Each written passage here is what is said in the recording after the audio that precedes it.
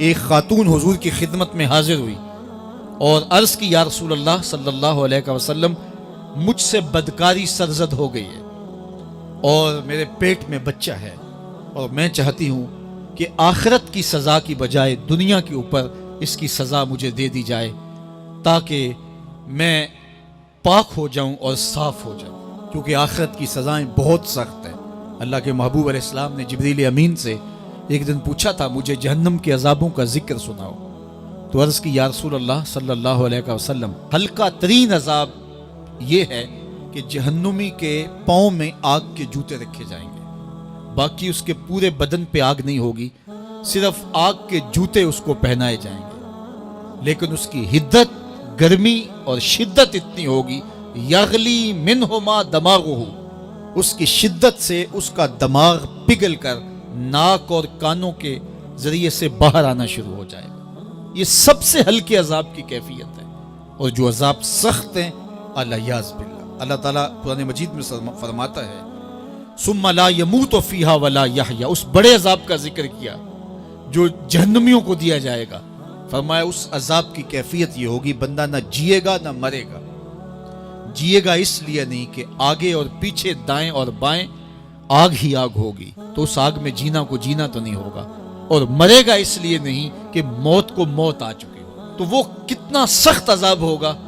الیاذ باللہ کہ ہلکے ترین عذاب کی کیفیت یہ ہے کہ پاؤں میں آگ کا جوتا اور دماغ پگھل کے ناک اور کانوں کے راستے سے باہر آ جائے۔ تو اس نے عرض کی یا رسول اللہ صلی اللہ علیہ وسلم میرے اوپر حد جاری کر دیجئے، اور اس نے کہا کہ میرے پیٹ میں جو ہے وہ بچہ ہے۔ اللہ کے محبوب علیہ السلام نے فرمایا جاؤ جب بچہ پیدا ہو تو پھر آنا۔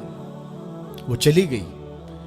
تو جب بچہ پیدا ہوا تو گود میں اٹھائے پھر حضور کی خدمت میں حاضر ہوئی اور عرض کی یا رسول اللہ یہ ہے بچہ جو میں نے گناہ کیا تھا، بدکاری کی تھی، آج یہ اس کی نشانی ہے۔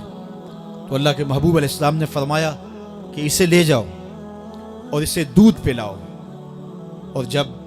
یہ کچھ کھانے پینے لگ جائے گا تو پھر آنا۔ کچھ دنوں کے بعد وہ دوبارہ حاضر ہوئی اور اس نے اس بچے کے ہاتھ میں روٹی کا ٹکڑا دیا ہوا تھا اور عرض کی یا رسول اللہ دیکھ لیجئے اب یہ روٹی کھانے لگ گیا ہے۔ اللہ اکبر۔ تو اللہ کے محبوب نے فرمایا انہیں لے جاؤ اور جا کے انہیں سنگسار کر دو۔ اس کی یہ حد بنتی تھی، اس کو سنگسار کیا اور اس نے خود یہ سزا اپنے لیے قبول کی۔ تو یہ بات ذہن نشین کیجئے کہ یہ وہ لوگ تھے کہ جن سے کبھی کوئی گناہ سرزد ہو جاتا تو وہ جلد توبہ کرتے، اور اس کی بڑی سے بڑی حد اور سزا بھی ہوتی تو وہ بھی کاٹنے کے لیے تیار ہو جاتے۔ میں اور آپ دیکھیں کہ ہماری زندگی میں اگر گناہ ہیں اور ہمیں سچی توبہ کی توفیق بھی نصیب نہیں ہے تو پھر ہم سوچ لیں کہ ہم کہاں کھڑے ہیں۔ دیکھیے اللہ دلوں کے بھید جانتا ہے۔ سچی توبہ یہ ہے کہ جو کیے پر ندامت ہو اور آئندہ نہ کرنے کا عزم مصمم ہو، پکا ارادہ ہو کہ یہ گناہ زندگی میں دوبارہ نہیں کروں گا۔ الگ بات ہے کہ پھر دوبارہ اس سے سرزد ہو جائے، لیکن جب وہ توبہ کر رہا ہو تو اس وقت اس کا پختہ عزم ہو اور اس کے دل کے کسی گوشے میں نہ ہو کہ چلو میں توبہ کر لیتا ہوں اور پھر ہو گیا تو پھر کر لوں گا۔ پکا عزم ہو کہ دوبارہ یہ گناہ نہیں کروں گا۔ اور اگر زبان سے توبہ توبہ کر رہا ہو اور دل میں ہو کہ ٹھیک ہے یہ تو صبح بھی مجھ سے عمل بد سرزد ہونا ہے، تو اللہ تعالیٰ سے یہ مذاق کرنے والی بات ہے،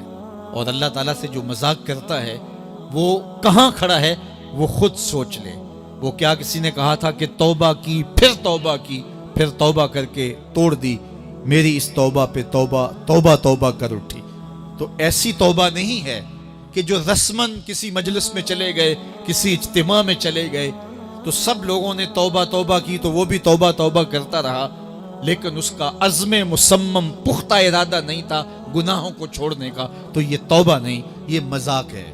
اس لیے اللہ کے حضور سچی توبہ یہ ہے کہ ما قبل کے گناہوں سے ندامت پیدا ہو جائے